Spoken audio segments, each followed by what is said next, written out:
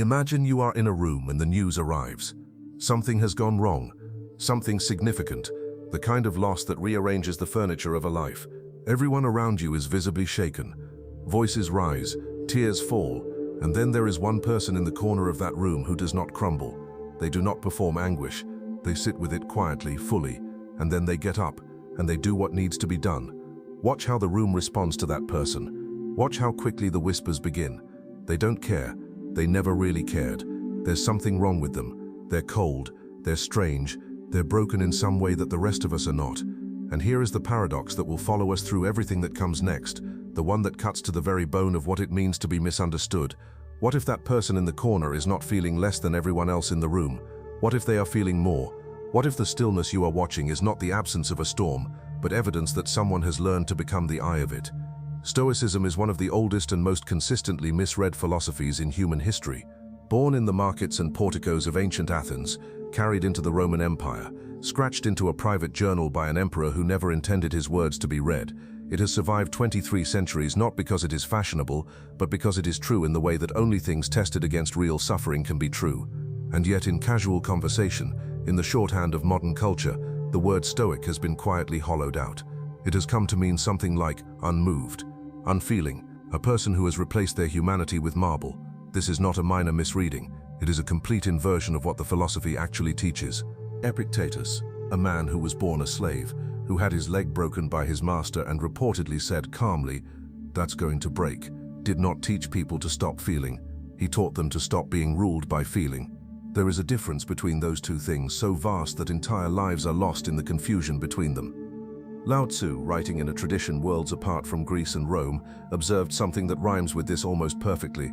He wrote of the sage who does not display himself, and therefore shines, who does not justify himself and therefore is distinguished. The sage is not empty, the sage is spacious. There is room inside for everything, because nothing has been allowed to fill the entire container. The Zen tradition offers a different image of the same truth, the still lake. We tend to think of stillness as vacancy. A lake that is still is a lake with nothing happening in it. But any photographer knows the opposite is true. It is the still lake, not the churning one, that reflects the mountain, the clouds, the passing hawk, in perfect and precise detail. The disturbance does not make the lake more alive. The disturbance makes it blind. So here is the question that should sit with you before we go any further. When you look at someone who does not react the way you expect, someone who absorbs difficulty without spectacle, who chooses their words carefully, who does not perform their emotions for the comfort of the crowd, what do you actually see? Do you see depth? Or do you see distance? Do you see a person who has done serious and painful inner work? Or do you see a person who simply doesn't care? And perhaps the harder question, the one that implicates all of us, how much of what we call connection is actually just the expectation that other people will perform emotions on a schedule we recognize? Stoicism troubles us, not because it is cold, but because it is evidence of something we privately suspect is possible and haven't done ourselves. The mastery of the inner life, the refusal to be dragged, the discipline of meeting the world as it is, rather than demanding the world become what we need it to be before we agree to show up fully in it. That person in the corner of the room, sitting quietly with their grief, doing the work instead of the performance, they are not broken, they may be the most whole person in the room, and understanding why everyone else misread them is the first step toward understanding one of the most quietly revolutionary philosophies the human mind has ever produced. The misunderstanding did not begin with us. It is old. It is so old that the Stoics themselves were forced to defend against it in their own lifetimes, in the same markets and public squares where they taught. To understand why the misreading is so persistent, we have to go back to the source and look not just at what these thinkers said, but at what the people around them heard. Zeno of Citium, who founded the Stoic school around 300 BCE, taught in the Stoa Poikile, the painted porch in Athens. He was an outsider, a Phoenician merchant who arrived after a shipwreck stripped him of everything, and who reportedly said that the shipwreck was the most fortunate disaster of his life because it drove him toward philosophy. His fundamental teaching was this: there are things within our power and things outside our power, and the whole of human suffering is rooted in our refusal to know the difference. Simple, devastating, and immediately, almost inevitably misheard, because what a listener in that porch or a viewer watching a screen today often hears is, don't care about what's outside your control, and if you shouldn't care about external things, and most things are external, other people, your reputation, your health, what happens to your children, then Stoicism sounds like a philosophy of radical indifference, a shrug dressed in togas. But that was never the teaching. Epictetus in the Enchiridion, one of the most direct texts in all of ancient philosophy, is precise about this. He distinguishes not between caring and not caring, but between judgment and reaction. He writes that it is not the things themselves that disturb us, but our judgments about things. The Stoic is not someone who has stopped caring about the world. The Stoic is someone who has stopped allowing the world to write the first sentence of their inner story without permission.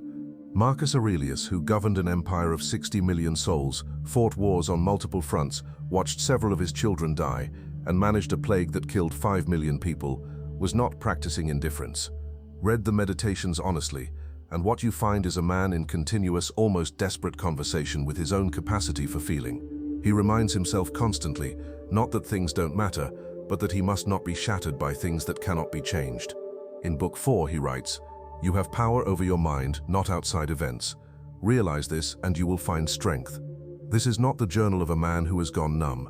This is the journal of a man who is fighting daily to stay sane and kind and useful under weight that would crush most of us. Seneca, writing to his friend Lucilius in letters that remain startlingly alive 2,000 years later, said something that cuts directly to the heart of this misunderstanding. He wrote of a philosophy that does not extract a man from the world, but places him better within it, that teaches not the absence of grief, but the capacity to move through grief without being destroyed by it. Grief for the Stoic is not wrong. The loss of someone you love is a real loss, and the pain is real pain. What the Stoic refuses is the second arrow, the story we tell on top of the grief, the performance of suffering that extends long past the suffering itself, the identity we build around our wounds. Now travel east for a moment, because Lao Tzu was watching the same human pattern from a completely different mountain. In chapter 16 of the Tao Te Ching he writes, "Return to the root is called stillness. Stillness is called returning to one's destiny." The Taoist sage, like the Stoic sage, is not absent from life. They are more present in it than anyone else, precisely because they are not tangled in the performance of presence. Wu Wei, often translated as non-action or effortless action, is not passivity. It is the absence of friction. The tree in the storm that survives is not the rigid one, nor the one that simply falls. It is the one whose roots are so deep that it can afford to bend completely. Confucius observed the same confusion playing out socially. He noted that the superior person, the Junzi, appears plain to those who expect performance. Virtue for Confucius does not announce itself. It does not require an audience. And this is precisely what makes it invisible to people trained to read character display. Here is the pattern that emerges across every tradition. Genuine inner cultivation looks like absence to observers who have learned to read emotion through its expression rather than its quality. We have been culturally trained for centuries, and perhaps accelerated in the age of social media, to equate loudness with depth, reaction with feeling, display with truth. A person who weeps visibly is assumed to feel deeply. A person who does not weep is assumed to feel nothing. But consider this: the surgeon who loves her patients does not weep in the operating room. The captain who loves his crew does not panic when the storm hits. The parent who loves their child most fiercely is sometimes the one who holds the boundary calmly, without theater, because they understand that the child's long-term flourishing matters more than the child's immediate comfort or the parent's immediate need to be liked. Discipline is not distance. Composure is not coldness. And the ancient thinkers who tried to teach this, in Athens, in Rome, in the mountains of ancient China, were all in their own way reaching for the same almost unsayable thing, that the deepest feeling and the greatest stillness are not opposites. They are the same country, seen from different borders. So why does the misreading persist? If the philosophy itself is clear, if even a careful first reading of Marcus Aurelius or Epictetus reveals not a cold thinker but a passionate one, deeply invested in the quality of human life, why does the stereotype refuse to die? The answer is not laziness, and it is not ignorance. The answer is that the misreading is structurally produced by the very thing the Stoics were trying to heal.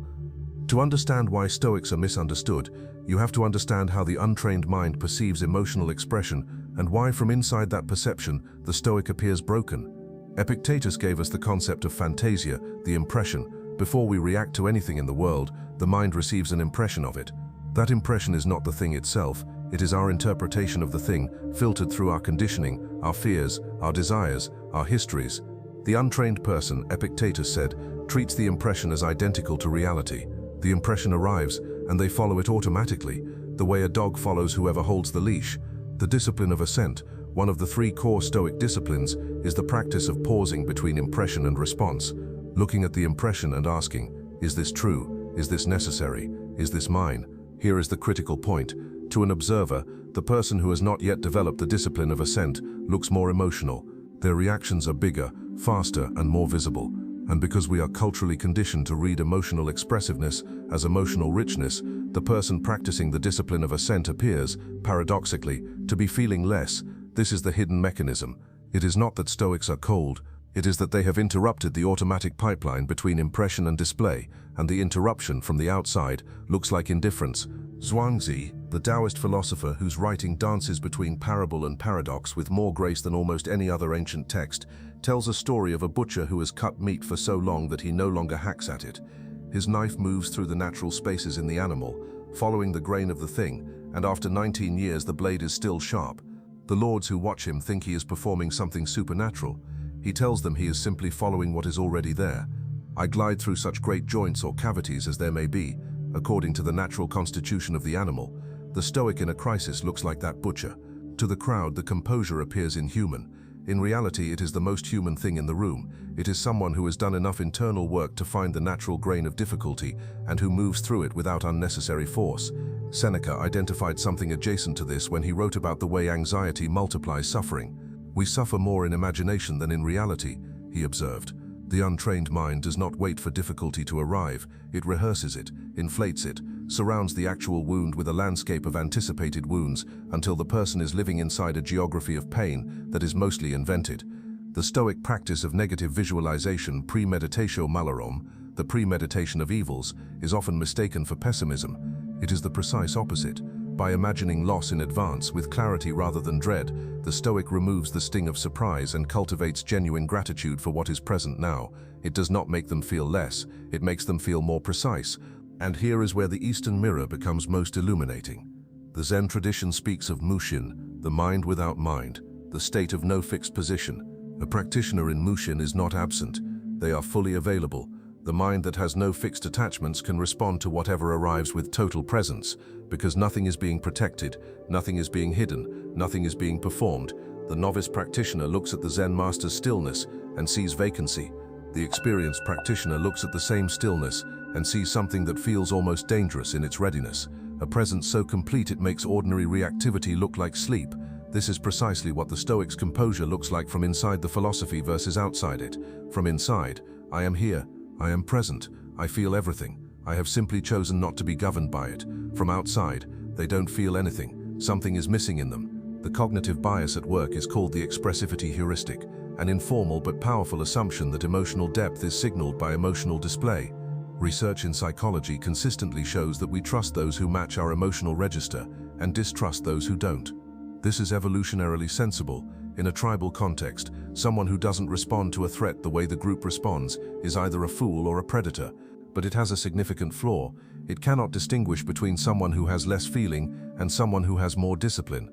Confucius was precise about this. He warned repeatedly against the village worthy, the person who appears virtuous, who performs the correct emotions, who says the right things at the right moments, and called them a thief of virtue, because their performance creates the impression of depth without the substance of it. The genuinely virtuous person for Confucius is not the most expressive. They are the most consistent, in private as in public, under pressure as in ease, and consistency, unlike expressiveness, is very difficult to see from the outside. This is the mechanism, not malice, not stupidity, just a deep, structurally embedded human tendency to read the surface as the depth and to distrust those who have learned to carry their depth somewhere the surface cannot reach. The question that follows naturally from all of this is not just intellectual, it is personal, and it cuts both ways. If you are someone who practices Stoic discipline, or who simply has a naturally composed temperament, the misunderstanding is not merely academic, it is a lived experience. You have been told you are cold, you have been asked why you don't react as though your steadiness were a malfunction. You have watched people interpret your presence as absence, your discipline as indifference, your love, which is real and full and specific, as something withheld. And if you are someone who has misread a Stoic person, a partner, a parent, a friend, you may have mistaken their composure for not caring and built a distance around that mistaking that became its own kind of wall. So how does one actually live this philosophy in a way that bridges the gap between inner richness and outer legibility? And how does someone on the outside learn to read the signal through the stillness? Marcus Aurelius offers a deceptively simple practice. He returns to it throughout the meditations, in different forms, and it is this: Look at the thing as it actually is, not as your fear tells you it is. Strip away the story. Strip away the performance. Strip away the social pressure to react in a particular way. And ask, what is actually here? What is actually required? This is not coldness. This is precision. A surgeon who operates with trembling hands out of emotion does not serve the patient better than one who operates with steadiness. The stillness is in service of the care, not in opposition to it. Epictetus offered a practice he called role ethics, understanding that we each play multiple roles and that each role carries obligations that exist whether we feel them or not. The Stoic does not help a friend because they are flooded with emotion in the moment. They help a friend because they have decided in the quiet of their own reason that this is what a good friend does, and they do it consistently without waiting for the emotional weather to be right. The friend who helps you only when they feel like it is not a reliable friend. The friend who helps you because they have decided you matter. That friend is there even when it is inconvenient, even when they are tired, even when no one is watching.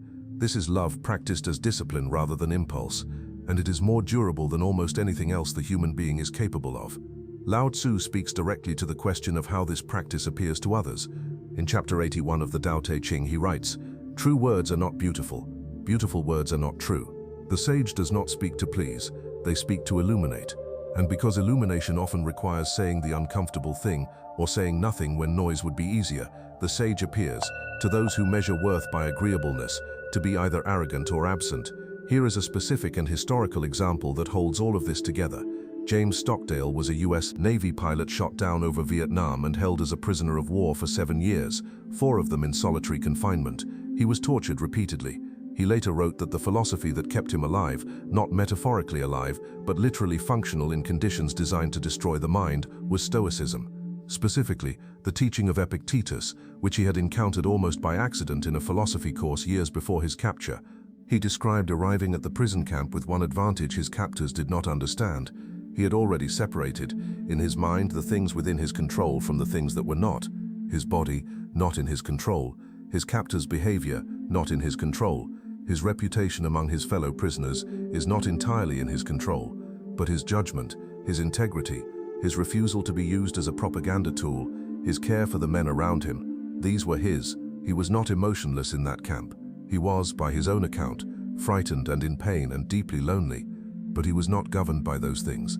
The discipline held, and because the discipline held, he was able to lead, quietly, without theater, without the luxury of performance, in conditions where most psychological frameworks simply collapse.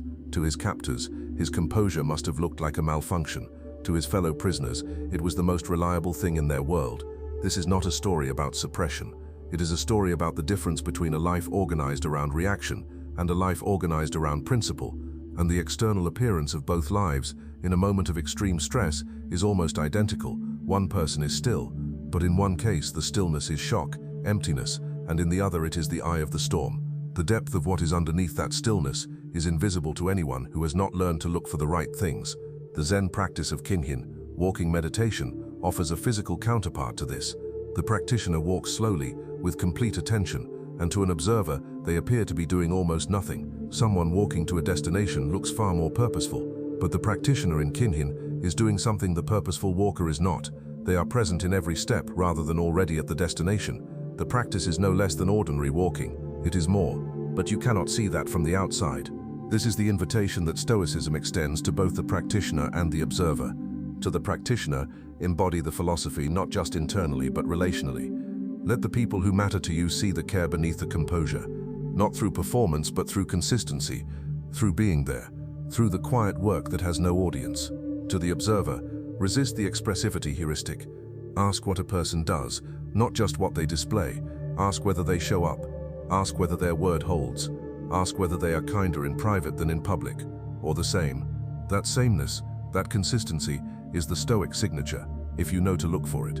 There is a moment in the Meditations Book 5, written likely during a military campaign, in a tent or on a cot somewhere on the edge of the empire, where Marcus Aurelius writes to himself, "Confine yourself to the present." 4 words, no elaboration. He had been emperor for years by then. He had read everything. He had fought, governed, lost, and endured. And what he wrote to himself in private when he needed to find the center again was not a complex doctrine. It was a direction. Here, now, this. Not because the past didn't matter, not because the future was irrelevant, but because the present is the only place where anything can actually be done, where love can actually be expressed, where virtue can actually be practiced, where the person in front of you can actually be seen. This is what the misunderstanding of Stoicism costs us, not just the Stoic, but everyone around them. When we mistake composure for coldness, we cut ourselves off from one of the most quietly radical forms of love available to human beings, the love that shows up not in the performance of feeling, but in the discipline of presence. Lao Tzu and Marcus Aurelius never read each other. They lived in different centuries and different worlds, but they were looking at the same sky. Lao Tzu wrote, "To the mind that is still, the whole universe surrenders." Marcus Aurelius wrote, "The impediment to action advances action. What stands in the way becomes the way."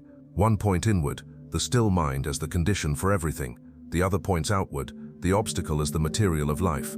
Together they describe a single movement. The person who has mastered the inner life discovers that the outer life, in all its difficulty and unpredictability, becomes not an enemy, but an invitation. This is the paradigm shift that philosophy, real philosophy, lived philosophy, not philosophy as decoration, makes available. We live in a culture that has, for complex and understandable reasons, come to equate emotional expressiveness with emotional authenticity. To feel deeply is to show it. To care is to react. And there is real value in this. The suppression of genuine emotion is a real pathology, and the cultures that produced rigid, performative composure at the cost of human connection have their own wounds to reckon with. Stoicism does not ask you to suppress. It asks you to refine. The difference is everything. Suppression is the dam that holds the river back until it breaks. Refinement is the channel that gives the river direction. The water in both cases is the same. The feeling is the same. But one system destroys itself eventually, and the other makes the land fertile. Apatheia, the Greek term that is most often translated as the Stoic ideal, does not mean apathy. It means freedom from the path, the destructive passions, rage, uncontrolled grief, desperate craving, irrational fear. What remains when those are quieted is not a void. The Stoics called it eupatheia, the good emotions, chara, euthymia, contentment, philia, genuine affection. These are not performed, they are what's left when the noise has been cleared away.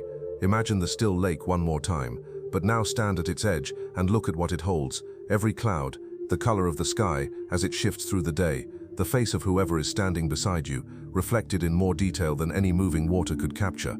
The still lake does not feel less. It receives more and more faithfully than the churning one ever could.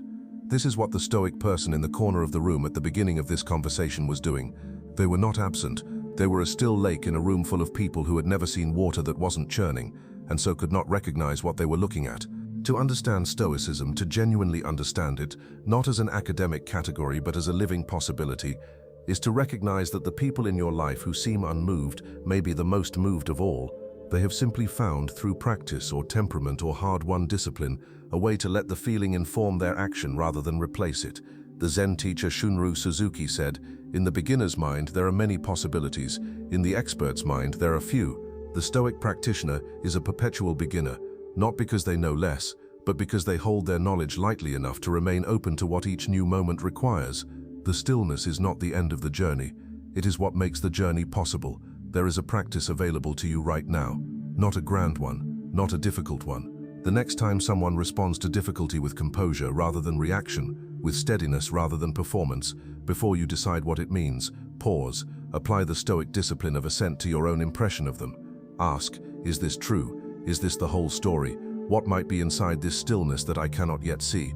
And then just for a moment consider the possibility that what you are looking at is not coldness, that it might be in fact the rarest and most difficult thing a human being can become, someone who is present enough, grounded enough, and free enough to give you the whole of their attention, without the noise of their own fear filling all the space between you. Confine yourself to the present, here, now, this, the storm passes, the mountain remains. And the still lake, patient and clear, holds the reflection of everything, waiting to show you the world as it actually is, rather than as your disturbance has made it appear. That is not emptiness, that is the fullest thing there is.